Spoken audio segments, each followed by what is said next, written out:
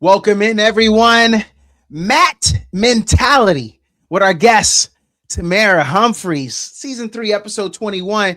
Yo, we get into it today. I want everybody to hear this. Today's episode is about grit and growth and what happens when discipline meets purpose. Our guest is Tamara Humphries, a collegiate wrestler out of Pennsylvania. What a Keystone State at? They don't know nothing about that. Who's proven that toughness isn't just physical, it's mental, emotional, and spiritual too. She started out 5 and 15. We can laugh at it now. But she was wrestling boys too. So, hey, 5 dudes got laid out. And then she went on to become a 3-time Pennsylvania State qualifier.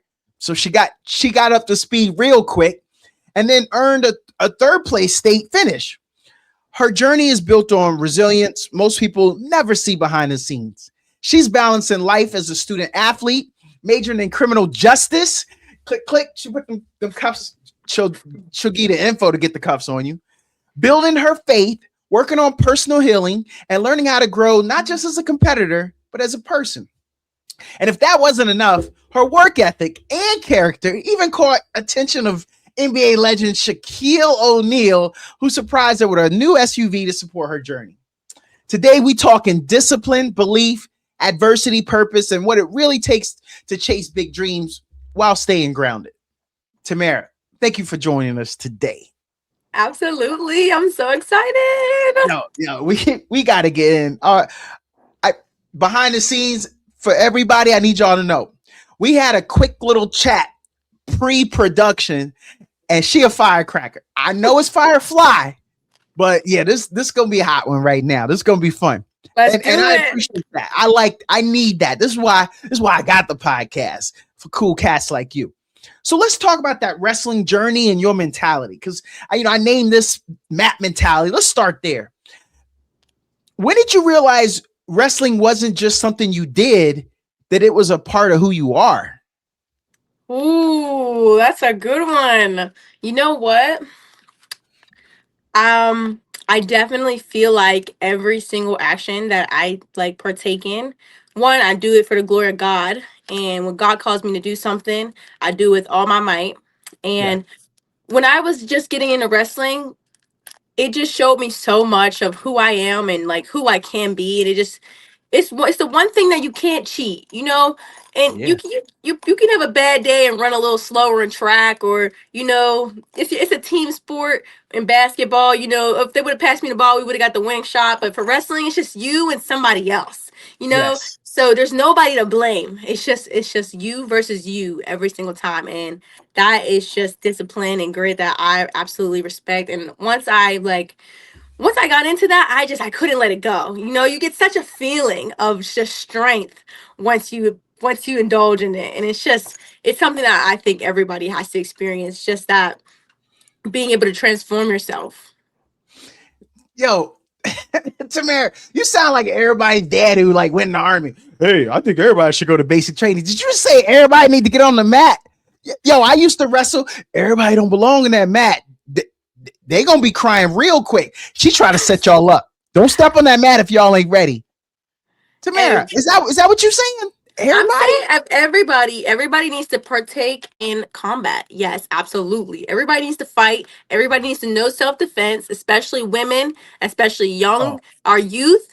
Everybody needs to get into the room and get punched in the face a couple times, or double legged, taken to the top floor and slammed on her neck. Okay. That's what everybody needs to experience at least a couple times in their life, because I'm sure even if they've never done it, they probably felt like it in life. Your boss call you and tell you something and you feel like you just got double legs. So it's it's the same thing, but it's tangible now and it actually makes sense. You make sense of your pain, and I feel like that's just where I am. Tamara setting y'all up, people. I'm here to say I hate to disagree with her so early in the pie, but some of y'all need to stick to Twitter fingers behind screen. Look, okay. All right, somebody got to keep the scoreboard, though. Somebody has to keep the scoreboard. There it is. So I made light of it you might not have liked the little joke because, that was your starting point. You had to start somewhere. But how did going 5-15 early on against boys, let's keep reminding people that, Right. against boys, how did that shape your mentality long term? You know what? I went through so much when I first started. It was just so much pain. Like everybody who has done a sport and then switched to any kind of combat, they know like just the conditioning and just the intensity is just a different level. It was something I never experienced. And I was in 10th grade. I was a cheerleader before I was wrestling. So going from going from being a cheerleader, and I did track for a second, but Okay. even All right. even running, but like I was used to, and then I'm switching over to wrestling. I'm just like, oh my goodness. Like you train so hard and you cannot hold on to that instant gratification because if you do, you just won't make it. Me personally though, it really affected just like my patience a lot. Like I made sure that I prayed a lot and I'm just like, Lord, like I thought I was gonna win that match, and I didn't even don't even know what happened. I was upside down before it even, and I'm like, what's going on? But no, I all like my coach. He put such a strong belief in me that I could do it. Like even though I was facing boys, I never really comprehended that it was like a guy. It was always just somebody else. But I never even when I'm facing somebody, it's not just I'm facing an opponent. It's like okay, I'm facing me in a different version. And it's just like, dude, did I prepare myself enough to face this opponent? And it's Yeah. just like, that's just how I see it. So it was really hard and it was really tough, but it builds character when you have that losing streak and there's just no sign of any light. It really shows you who you are. And if you can go through something like that and not give up, you can go through the ropes of anything. What did catching up actually look like for you behind the scenes? I mean, a cheerleader? And we all laughed at that. But then you brought us back. You said you ran track. So he's like, okay, maybe she's kind of cool. Because we was going to give you some cheerleader stereotypes there. We was going to judge you a little bit. We had some jokes. You're in one of those smaller weight class. How tall are you? 5'2". So you were, let me if I can press you with this knowledge. Were you a flyer? With a flyer. Like, Isn't no, no, that no, what no, they no, no, call the no. cheerleader they throw? No, I wasn't even a good cheerleader. No, I wasn't a flyer. I was not even a flyer. No, no rhythm, two left feet. I just Oh, wanted okay. the uniforms. Oh, okay. I knew something was wrong in cheerleading when my favorite part of cheer practice is when we would get in trouble and have to do laps. I'm like, okay, maybe I should do something else because Yeah. and then that's how I got into track. I did cross country. I did soccer. I'm actually a tennis champion. I'm pretty good at tennis. I'll kick anybody's Oh, butt in tennis. Yeah, I'm pretty good at tennis. okay. So I know what route I'm going if my knees give out. I'm just kidding. I was a joke. Hey, you got it. You got a slice. You put that top spin on it. You do all that. Yeah, I'm I'm, Oh, I'm I'm I'm the whole package when it comes to no, tennis. no, thanks. I'm gonna keep these ankles nice and solid. I'm not chasing that. Putting spins and slices. The ball hits here, but then starts heading that way. Nah, I've seen good tennis players, but you trying to catch up. I mean, Right. did you have to put in extra work? Like you were falling asleep? Like, is this gonna be a Disney movie? You falling asleep reading books on wrestling, you eating your little green peas your mama gave you, and asking your dad, "Hey, do you think I should double leg or should I do a snap down?" How did that look like for you? Um, Honestly, exactly what you just explained. Like I would Oh, literally have a notebook and I would write down like every single thing I remember from my match. I would write down like how I felt. I would write down what happened, like who got the takedown first, how I got pinned, if I went all 3 rounds, like wow. who like did I score? I was writing all those and I remember we would have to do the stairs and our coach would give us like a 30-second break when we would do like the stair laps Yeah. and I would never stop. He would tell everybody to stop, and I would never stop. I would keep going, and I would be like the first 2 weeks. I'm like, because I don't stop, and then eventually it was just like boom. Like everybody knew they're just like, oh, she's a try hard. Like oh, but they didn't know. They didn't know. I'm just like, I have to work 10 times harder because it's like my strength wasn't kicking in how I needed it to. Like they had more testosterone than me. They were getting muscles faster than me. My one push-up equaled their like 5 push-ups. I'm like, all right, I'm gonna do 40 push-ups because I know your lazy butt's only gonna do 15. Yes. So that's kind of how it was for me to catch up. And just like mentally, that whole roadblock, I went through a lot being in a city league. We were a poorer school. I'm not there anymore, but Oh, we they didn't have the money, and they really didn't even care. They didn't care to put us into these tournaments that they knew I needed to go to. So, and my coach, he really fought for me, and he really worked hard to get me in these tournaments and to just get me on the mat. If it was up to them, I would have had like 3 tournaments a year. But my coach made sure he maxed out the schedule. So I had to make sure behind the scenes I was maxing out my hard work because I wanted to just I wanted to reap what I was sowing, and I wanted to be proud of it. And my first match, I threw up. Like I was throwing up after all my matches because I've never exerted my body so hard against a guy. And yeah. this guy's like barely even breathing. I'm like, She out here David versus Goliath. That's, when I tell people about my time wrestling, and I used to box too, but I tell people, even being on a boxing team, the number one, the hardest sport is wrestling. I say that. I'll tell anybody that. And then, we probably have to do some fisticuffs, but I will prove it to them that that's the toughest sport. So I appreciate that you said that. We're going to come back to that. Tamara, what goes through your mind in the quiet moments right before a match? a lot of I just feel like I definitely try to really, really focus and just ask God to give me the strength and like just help me fight. And I'm just like, it's just a wrestling match, like me versus me. I got this. I always try to release the outcome, wrestle hard, wrestle tough, wrestle you. That's all. Yes. I try not to do too much thinking. If you see me before a match, I'm like pacing or like if you really pay attention to me during a tournament, you'll see me like just staring at a wall like this. With nothing going on in there, just Yeah. silence, just quiet. That's actually good. That's good. I coach a lot of sports. I tell a lot of people, you gotta get out of your head. I think sometimes you get in it's your head, you're dead. paralysis by analysis. Just let it flow. Let it flow. Yes. Okay, I like that. Okay, a lot of people may want to know, it's down there. Where does that firefly, where does that come from? And you're gonna have to fill us in. I love this question. It's a good story. So when I first joined the team, right? So it's me, it's all boys, and it's me, okay? And I'm getting my butt kicked a lot, but I'm the hardest worker on the team.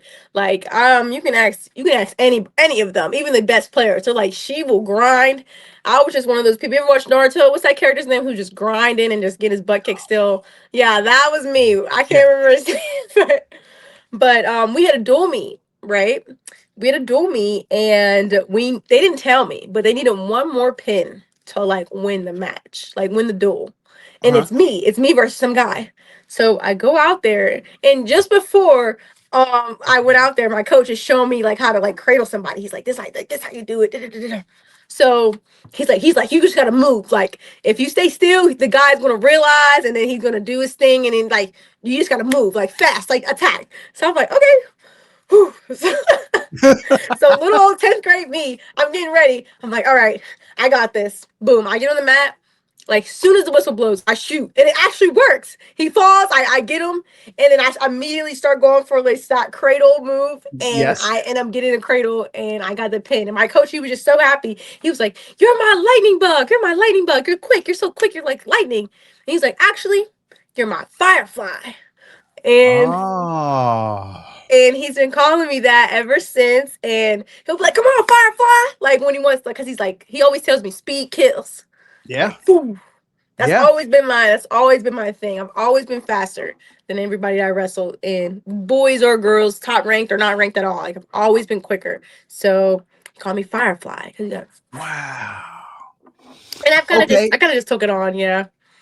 So Firefly, where does that Firefly turns Predator switch come from mentally Is it your past experiences that you when you say I've already been faster than everybody, or is it just saying no, don't matter, I'm gonna be faster than everybody? Where does that switch come from for you? I truly believe like your belief systems directly create your reality. So if I say that I'm gonna be faster than them, then I just affirm that I am not faster than them and I'm currently working towards it. But if I say I am faster than you, then you have no choice but to be slower than me because that's what I believe. Yeah, yeah. And honestly, it's a little crazy, but I did not get here from being normal. Like if you would ask anything, everything about me is crazy. There's nothing normal about anything Firefly, and people see that. People see that, and I can't even hide it if I wanted to. Good. We were all thinking it. We're just glad you said it. It's fine, yeah. I'm gonna say it every time. I'm gonna say it every time. Nah. They don't think that way. That's I'm just a goofball. What's the hardest part of wrestling that people who've never done it wouldn't understand? You got to give us a nugget, because especially culturally for a lot of people, growing up, all the guys was always like, "Man, I ain't gonna get in a little thong, little singlet thing, and roll around with another dude." So, like, a lot of people really don't do this. So, Right. what's the hardest part of wrestling that people who've never done it wouldn't understand? Um. Honestly, I feel like everybody can kind of I feel like they can kind of get this even if you haven't wrestled, but it is like the toughest part that people probably wouldn't expect is just putting that belief in yourself. Like there's such you can be the best wrestler in the world, but there's just such a hurdle when it comes to that self-belief and just trying to ignite your own fire, I like to call it, and just truly stepping into yourself. Like it's so easy to just go through the motions and like win some, lose some, and just be kind of mediocre in the middle and never truly like flip that switch. But it's just it's such a heavy feeling of like, okay, I have to believe in myself today and then tomorrow and then the next day and then the next day, and you're the only one who knows all the mistakes you've ever made. So it's like Yeah, it's really hard to just look at that person who you've been with your whole life yourself and be like, we can do this, we are strong enough to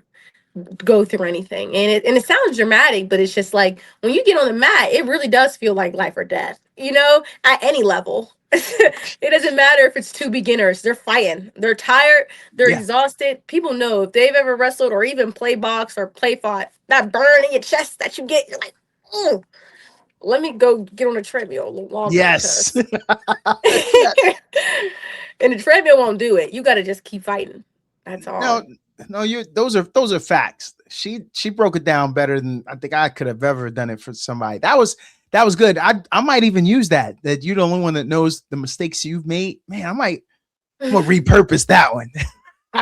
Yeah, you have to forgive yourself, and that Yeah, is like it's just a lot of letting go and forgiving yourself, and I think that's really what wrestling has taught me. It's just the act and art of just continuing to let go and to change, to continue changing. You're always changing positions, you're always changing your speed and your mode and your perspective, and it's just like it teaches you a lot about yourself and just about life in general. And that's why I agree. Wrestling is definitely a way of life. It's not just a sport. It's a yeah, choice that you make every single day. And I'm so glad to see this community getting as big as it is because you really meet some people because there's no money in this sport. Like it's getting there, but there's no media coverage. We're not like basketball. We're not like no, a super mainstream sport at all. People look at it and are kind of confused, like, what is going on over there? yeah, But it's just a bunch of crazy people full of heart and people like you'll find the realest people there. And I love it over here. You'll find some real mother freakers over here too, but but mostly you'll find some very kind people who know what they're doing. We've talked about the highs. Let's talk about them lows. Let's talk about How it. has losing helped you more than winning? Um, you know, not to sidetrack or anything, but when I was in the city league, I faced a lot of racism and just a lot of, also, I want to call it classism, because I would be going against these girls who are in the top richest, like, private schools.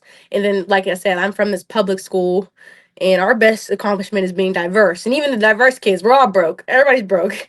And they made that very apparent. Like, my every single match my first year at States, I was booed. And I've never experienced that level of being on a stage and having so many people against me at once. And it was so painful, and it hurt so bad towards my character. And I got a lot of, I got a lot of calls for over aggression and a lot of like unnecessary roughness, but the girl would do the same thing to me and nothing would happen to her. And that's why I kind of embrace that aggressiveness now, and I kind of have just stepped into it fully. A lot of people try to say it's kind of my Achilles heel, but I don't believe that at all. I think my aggressiveness is something that comes with me, and it has nothing to do with the color of my skin, but the density of my heart. And I want people to know that. And it doesn't matter how much money your whoever you're facing has, or how much status that they have, they will go down if you believe it. And that's exactly where I am. People know I'm the Robin Hood of wrestling. Like, I am coming for you at the top. I'm here to rob the rich. My coach never ever made it. He never made me feel bad for, like, like when I went through those racist stuff and I dealt with those refs and I dealt with those girls. Like, my coach was always there, and he's like, "This is how it's going to be." Like, he never threw a pity party for me.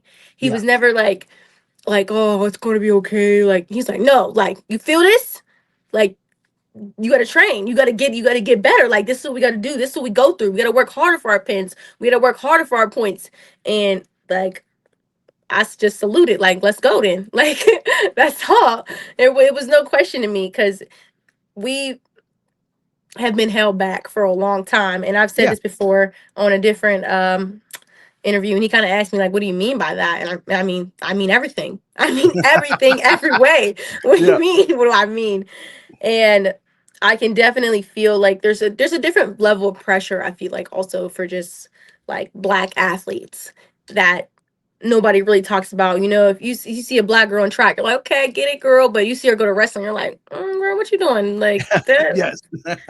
And it's Yeah. just like, we got to create these spaces. We have to make these safe spaces for our people, our community, and also just for every young girl looking to find herself. There is no limits of what you can do. There is no boundaries on where you're supposed to go or what you're supposed to do, because who wrote that? And who are they to write it?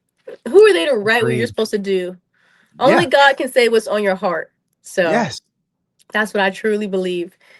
Those losses made me who I am today. I think I 100% think about my losses more than I think about my wins. I relive those moments, and I keep myself humble through that pain that I went through. And I resonate so hard with every underdog for that reason exactly. Because it's just like, I know how it feels to be unseen and to work so hard and lose. I know that pain so well. And it's just like, I know it so well enough that I refuse to keep meeting it. Like, Yeah. if we gotta raise the intensity, then that's what we gotta do. If we're throwing up after every workout, good. Like, that's what we gotta do. My coach that I had, he didn't make it past, like, he wasn't a college wrestler. Like, I'm pretty sure he wrestled in high school, but he was a real man. Like, he is a man. Yeah. And he taught me just so many skills for life. And, like, these girls on facing, we got these Olympic runner-ups as their coaches in the corner, and I'm still going out there and beating them, because it's just like, you can't Yeah. teach what you don't have in here. Yep. You You can give said them the density of the blueprint. heart. That's what she said. Y'all heard that. I'm gonna write that one down. I'm gonna repurpose that one too. Ain't the color of my skin, it's the density of my heart. Right, Well, right. well, you dropping Exactly. some bars today, Firefly. God. Yes. Sheesh. I this is about to be my favorite episode, and I ain't never said that before. Check them. This is the third season. I ain't never said that before. We halfway through. We halfway through it. What does discipline mean to you outside the gym? Discipline outside of the gym, what does that mean to me? Definitely just holding myself accountable, and facing, because we have two voices, okay? And if you anybody who knows David Goggins, I love him to death. He's insane. And that's why I love him. People don't like him because he's crazy, whatever.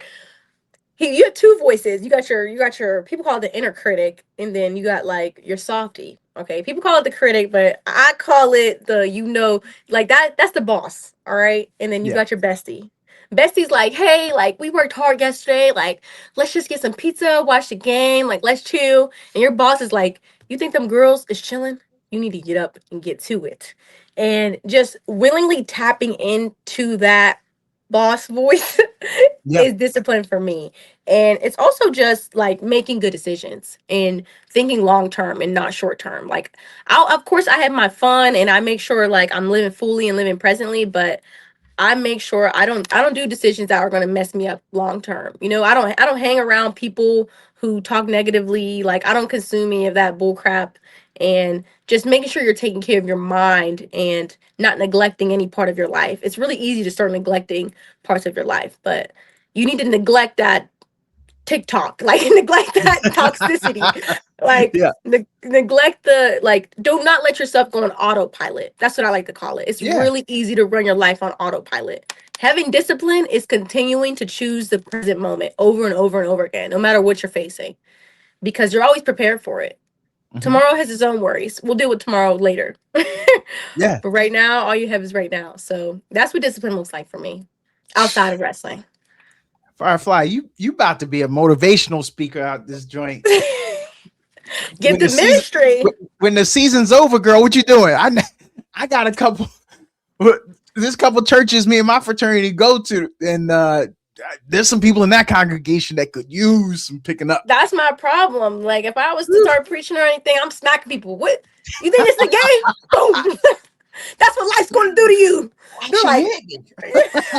they're like, I don't like this one. This one is I'm like, life gonna hit you harder than that, and you ain't gonna be ready.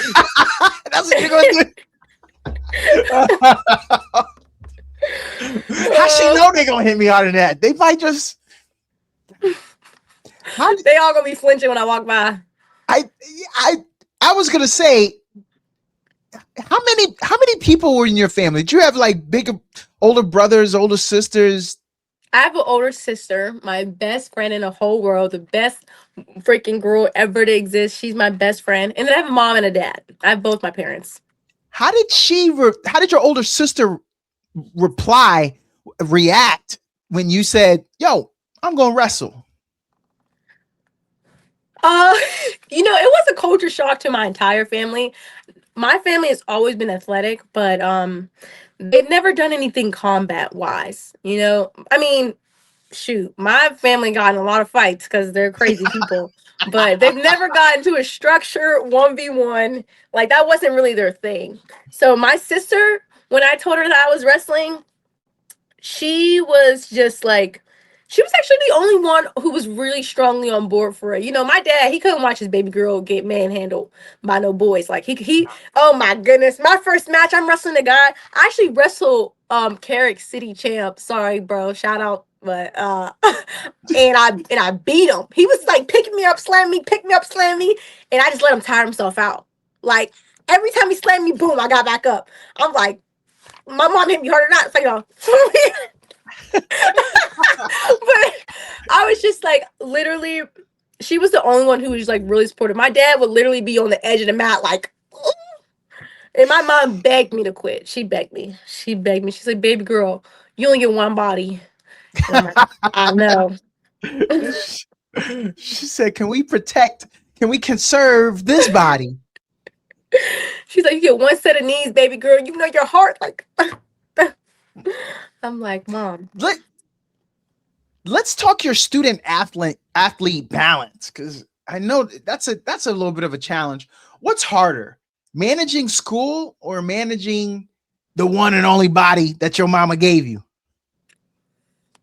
Managing school or okay, which one is harder?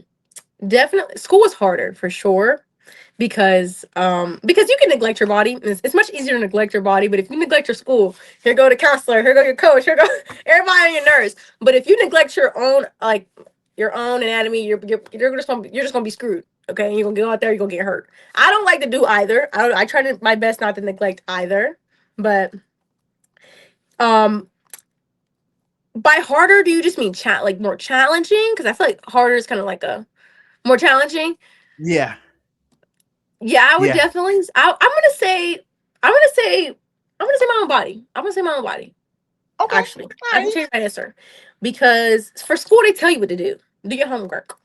But Yeah. nobody tells you like the PT that you need to do and the stretches that you need to do. Like coach is gonna run you through the practice, but he's not gonna make sure you cool down all nice and great and you stretch out and stuff. Like you have to do that yourself.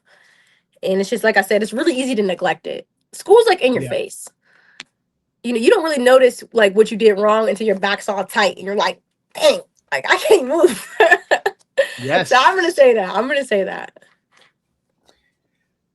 How do you stay locked in academically during a long season? We a lot of us we can't multitask, but you just said it yourself. You know what you have to do is it something tells me. Tell me if I'm wrong. You scared of your mom and your daddy. You come home with some bad grades because you ain't Oh, locked in. Mama oh gonna throw you in a yeah. headlock. She wouldn't, but like I feel like it hurts more because she wouldn't. Like she's a type of mom like she holds me to like a high standard, and she knows whatever I bring to her, like I try my absolute hardest. Yeah. And so if I bring to her a D, she's gonna be like you tried, but like well we gotta figure out what you're doing wrong, and we gotta I've never been like a lazy kid. So if I'm just slacking off and I'm being a bum and I bring home a C and my mom is telling me like you tried your best, I'm gonna just be feeling guilty. I'm like, no, I didn't, mom. I was sleeping in the classes. Like I should have. So for me, I'm never scared of them. I'm always eager to make them proud though. I'm always itching for the next big break I'm gonna give them. And I already told my parents like you guys got less than a year and I'm retiring everybody. Like I'm everybody's done working and I'm Hey. speaking it and I'm walking into it every single Okay. day. Okay. And those are the goals you gotta You. set. No, no doubt. You got to speak it into existence and give yourself that path. So I like that. So you're a big dog. Everybody knows you. I mean, I'm being a little facetious there. Maybe out in Washington State they don't know you, but let's just stay on that path. There's the glamorous Firefly. But what does a non-glamorous day in your life actually look like? When you're just trying to relax a little bit, maybe you're not going to train today because you just did the previous 6 days. You're going to take this one day off. What does that non-glamorous day look like? Ooh, these are the best days ever. All right, so we're still gonna get up in the morning. All right, Okay. boom, we're up in the morning. Still, okay. We don't sleep in, no matter what. No sleeping in, unless you were like up all night. But I love just being able to just fully spend my mornings with God, and I'm not even being like performative right now. Like Oh, my relationship with the Lord, like it's not like a holier than thou. Like I'm like, okay, God, like what's the next plan? What am I doing wrong? What do I need to break down? What did I do here? Like, Lord, why do I keep coming up short here? And I just let him really just convict me and I'm able to speak life over myself and over people I love and just being able to just be like, okay, like I see just taking in all my progress and being able to look back. And also, I love Call of Duty. I love playing a game. I love video games. That's my thing. And I also love to draw. I thought I had like this sketchbook, but I love drawing. And I uh don't know if huh. you can like see my shelves back there. You can't. Oh, I love Superman. I love watching that movie. I love Oh, reading. hey. Yeah. And I'm super into just like a bunch of just self-help books right here. Right on my desk, I got this book, Power of Now. Like I'm super weirdo, spiritual, like that is just that's my thing. And I keep these right here every single morning. I get up and I write something. Even if it's just like, Lord, I hope that girl falls on her face today. At least we spoke. At least, Yeah. Yeah. at least we spoke. But just spending time with my family and just trying to I try not to stay idle because um I like to say that an idle mind is the devil's playground. Yeah. When you're sitting there and you don't really got nothing to do and you're kind of just bumming out, like that's when the bad thoughts like try to creep in on you and be like, well, are you even doing this good enough? Like I heard a lot of people struggle with those kind of thoughts, and it's just like I bet you weren't moving when those hit you. You were Yes. still. Enemy can't hit a moving target. And No. that's my problem. No. I'm very like I'm never still unless I'm like meditating and or trying to meditate. That's the ADHD in me. So I'm always on the That's go. I'm always on the go. Well, I don't speak of ADHD as if it's a bad thing, because I know a lot of people that have it. A lot of people went undiagnosed, and and that helped them get to a good place in life because they Yes. didn't sleep in. I got this rule: nothing good ever happens when you sleep in. I got my 3-year-old and 5-year-old recognizing that. So um, keep it moving. I'm okay with that. Yes. I get it. Um, what did what did you think about when you got to the point at the end of your high school career, and you said, okay, so wrestling is done, or you already knew senior year, I'm going to take this to the next level. Like I want to do some more of this. Where were you with that? I've never had that thought in my head. Wrestling is done. I've never thought of that. I'm gonna be honest with you. No, Oh, I've even though like I was a senior, like I'm for me, I felt like wrestling is starting. Like let's go. Like it's about to get real right about now. And that's just how I felt. Like these tournaments that are out of the high schools, especially because I told you, like I kind of like alluded to it a bit, but my high school held me back like a lot. It felt like they weren't able to support me how I wanted to. I was being looked at a certain way because the school I had on my back, and it's just like I was glad to be out. You know, yeah, people. yeah, I was happy to be the threat that I was in high school, but it's just yeah. like I'm still an active threat. I'm just in a different area. Like you're gonna have to No, I graduate like at that. some point, all those girls. So Yeah. you're gonna see me at some point if you decide to stay in the game. No, I like that thinking. I always say I've traveled a lot of places. I've been a lot of places, lived in a couple other countries. And all I've ever said is they just don't know about you yet in these other locations. This is it's not where you're from, it's where you at. You just Right, that's just that was the springboard. The City League was the springboard for the rest of us to find out about Firefly. I'm right. And now I'm a these city fan. leagues got programs. Oh my goodness! Like my mind was blown. That's the thing, though. I understand the city league. They was full of some lazy people, but being able to see that somebody that looked like them, who from who they're from, like so many people started stepping up and just believing in themselves, and even though like I didn't end my career exactly how I wanted to, it was exactly how God intended it to be because all like it ricocheted and just now we have girls team at Perry, at this school, at this other school, and it was just amazing thing to see. And like people telling me and calling me like, you're my inspiration for that. I'm like, me? How do you even know me? Yeah, yeah. But I like that. I like that thinking. Um, that moment with Shaq, did that change how you see your own platform or your influence? Like you were saying, some people are saying things to you now. Do you think that changed how you see your platform or influence? see, my thing is one, I used to believe in imposter syndrome. Basically imposter syndrome is like you believe like you're living somebody else's life, like you're not really who you're supposed to be, but that's really just another form of fear. I always tell my teammates you operate from two places, love and from fear, because that's what every other emotion is made out of, love and fear. So it's like which you're gonna choose. So I always just try to come from a place of love, and I've never personally, and I still don't really see myself as famous because like I just don't, and I still don't consider myself that, and that's why I kind of gotta watch how I move a little bit because people be kind of being a little weird or whatever. But Yes.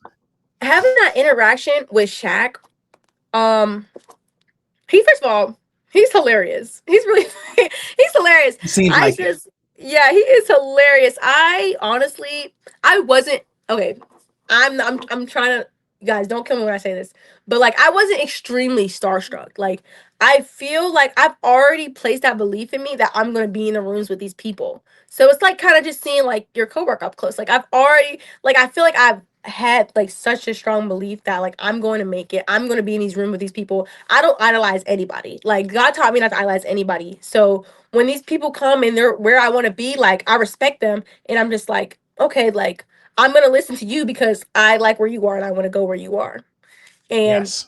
that's kind of just how it was. And it kind of just felt like confirmation like God was listening. When I tell you, I was just in my zone. He reached out to me like midsummer. I'm going to like these waterfalls. Like I'm like exploring and finding nice parts of Pittsburgh and like PA in general. And I'm making sure that I post my content like unauthentically, unfiltered, because a lot of people have a lot of opinions on how I should post my content. But it's just like it comes from here. If I post it from how you want me Yes. to, then you're not gonna feel it. People feel it. And that's what's different. I feel like Yes. a lot of people you can feel when somebody's actually authentic, they're actually Yes. showing who they are. That masking stuff is not gonna work because there's so much fluff on the internet already. Like when you Yeah. actually connect with somebody, you're just like, wow, like I'm never gonna leave here.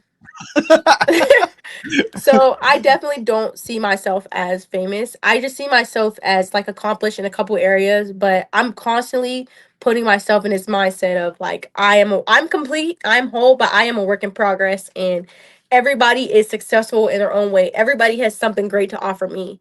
And I actually prefer it when people like don't know who I am, because I feel like people sometimes feel like they have to present themselves in a certain way, and like they kind of like alienate me a little bit. Like I experienced a lot of alienation pretty quickly after that, of just like oh, like she thinks she's too good now, like oh she's Hollywood, or oh like that happened to her, what, she didn't deserve that. Like a lot of opinions, a lot of people feeling like I changed in some sort of way, and it's just like that's just them projecting of how they feel about themselves. I didn't change at Yes. all. I didn't change at all. I am the same person. I'm extremely blessed, and I'm extremely like grateful and lucky, and I'm so glad. And like I do get that like remorse sometimes. I'm just like I was working really really hard over the summer to buy me a car. I was actually just about to get me like a $2,000 beater one, and I'm like I have $2,000. Like I'm balling. Like I feel like I was on top of the world, and Been I'm there. about to get my car. I didn't know how to drive. Yeah, I didn't know how to drive. But all my deals, like for this car, it kept falling through. Like I'm trying to get a car on Facebook Marketplace because I can't go to no dealership. So Right. I'm trying to get a car on Facebook Marketplace, and it just keeps on not working out for me. And I'm just like, why does this happen? Like every car I look at, it keeps being sold, it keeps getting snatched up, and I'm just like, God, I know you're calling me that I'm gonna have a car. Like I know, like I'm pouring my energy into this. I know it's coming, but where is it? Like what's going on? Why does it keep? Why is it not working out for me? I'm about to be back in college. I'm not gonna be able to get home, and I'm just like, ah. And then here goes Shaq, like sliding. I'm just like, okay, see that's why the Lord he looks at your plans and he laughs at them. He's like, you want this Facebook beer, but I got something nice for you. We're not gonna do that. Yeah. And Not to it's mention, it I hate I just hate to say that I like that you were working towards it. But this is like the best end to the story you could have ever have had, that you were scraping. And a lot of us, I'm just a car dude anyway. So I didn't, even to this day, I don't have to go buy a 2000 beater, but I could get something and then I could flip it because I never owned it. So I could drive it for a few thousand miles, then go get something else. But the fact that you had to grind, and then look what happened to you. So I like how that turned out for you. thank you, yes. What responsibility comes with being someone younger athletes now look up to?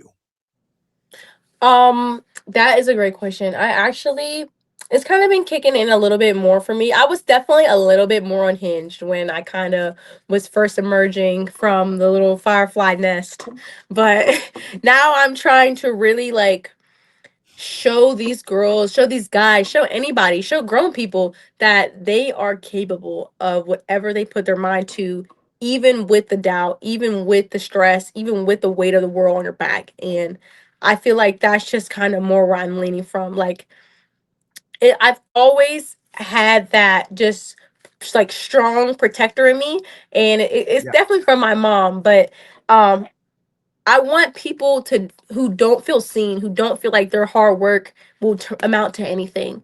Like I want to be that Shack for them. Like I was working on my all of this was falling through, all this like and then boom, like a blessing hit. Like I want Yeah. people to like see that in me and have that hope, and that's honestly a big reason why like even when it gets hard for me, like I don't give up. Like because it's supposed to be hard, you know? Like if it was easy, then everybody would be doing it, and nobody's doing it.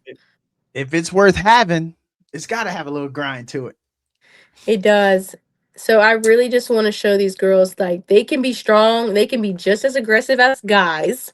Yes. They can they can be whoever they want, like unapologetically. They can be embarrassing, they can be cringy, they can be fun, they can be whoever they want. Whatever you want to be, like let's do it tenfold. And that's all what I'm for. For everyone who doesn't know, she's repping Pittsburgh, the pit. But what does it mean to you to be a female Okay. wrestler coming out of Pittsburgh? It's definitely tough. Just for the simple fact that guys, I've never had a guy take it easy on me before. People will watch one of my matches with a guy and be like, "Oh, it looks like he's taking it easy." He's not. He's trying to actively break my arm. Probably. Fireflies, fireflies swarm, but being a woman, it's just different because when you have that strength, they also try to take your femininity. And that's just those two, like two things can be true at once, I like to say. Like two things can exist simultaneously. You can be strong, you can be fierce, and you can be feminine and soft and like vulnerable and open and welcoming. You can have both those energies. And people feel like, oh, like like girls at my school, like, oh, I can't wrestle. Like I don't want to get muscles. Girl, trust me, you won't. Like, No, you won't, girl. Like, it's no. not that easy. And guys be like, oh, I couldn't wrestle. I would get mad and just win. Trust me. The best have gotten mad. The best. Oh, The best of the best have gotten mad and didn't go well. yes. It And has not gone still, well. yeah. So it's really just like trying to tame that thought of like just I don't want to call it purity culture, but like having to like have a skirt on and sit small and be quiet, and also just that toxic masculinity of like, oh, like I gotta be both. Oh my god, how many times is this gonna like? I'm so sorry. Can you still see me? I Okay, okay. can. But yeah, like I was saying, it's just a battle of both. Like you can be feminine and you can be strong. That's what I want to. So my last See? question is Okay. what do you want young girls watching you to believe about themselves? A lot of times people will be like, "Oh, that can't happen to me. That's a one in a million." And there's some negative people out there. There's some positive people to say almost to what you were saying earlier. Man, I just can't catch a break. They're throwing a pity party. So, young girls, I got two girls. What do you want young girls watching you to believe about themselves? As our final question. To wrap it up, I would definitely say like you have to believe that you are enough. Like you have to be there is no like special break at the end of each like dark tunnel, and life won't give you a break. Life is not fair. You have to create your own break. And you cannot be the victim of your life. It's all a choice. Like I've had some terrible things happen to me on this entire journey, and to take it with me and use it and take that into something useful, because if it's going to exist, make it matter. Every second counts. Live for you. Save yourself. Like, do not wait. Don't wait for a boyfriend. Don't wait for like some when you feel ready, because you're never going to feel ready. You will never feel ready. Like ever. Even when you'll be like, okay, well, like how do I like wrestle aggressively? Like how do I turn that switch on? There's no switch. There's no moment. It's just like it's a perpetual like thing that just eventually you walk into it. You fake it and it's real, because there's no such thing as real. It's just everything just is. You are enough because you're strong enough. Once I actually cut out the nonsense in my life and just the bull crap and the guys and the like distracting myself and the like frivolous activities that meant nothing to me, like my life became so just vibrant and fruitful. Like I reaped just so much greatness, and I'm continuing to do that, and it's a lonely path to the top. Like it really is. And Yes. you truly have to trust yourself and love yourself enough. You cannot do anything fully in this life if you do not love yourself and forgive yourself. Forgive yourself for wasting time. Forgive yourself for not knowing. Just forgive yourself and save yourself. That will be everything. Oh, For everyone watching, Tamara's story is proof that success isn't built in the spotlight. Uh, she's constantly reminded us of that. It's built in the quiet. It's in the losses we mentioned. It's in the early mornings because she ain't sleeping in. It's in the discipline that nobody claps for. From starting behind the curve to becoming one of the top wrestlers out of her area, balancing school, faith, and personal growth. That's the kind of mindset that travels way beyond sports. And the biggest takeaway I think I have is toughness. That's why I named it Mat Mentality. And at the end of this episode, I still walk away with toughness. It isn't just about how hard you hit the mat, it's about how you handle setbacks, how you stay grounded when opportunities come, and how you grow through everything life throws at you. I mean, she out here trying to get her beater with $2,000, and she was gonna love that car, but then bigger things happened. Like 7'4" things happened, but she had her plan and she was working toward. She wasn't doing a pity party; she was working toward. So, Tamara, we appreciate you for being Tamara, open. Tamara. Did I? Did I? I made it all the way through. I nailed it a couple other times. You But did. It's messed it up okay. It's at the okay. end there. It's Tamara, we appreciate you for being open, being real, and for representing hard work the right way. And most importantly, thanks for coming on and talking with Donato. absolutely. Thank you so much for having me. Stay blessed. See ya.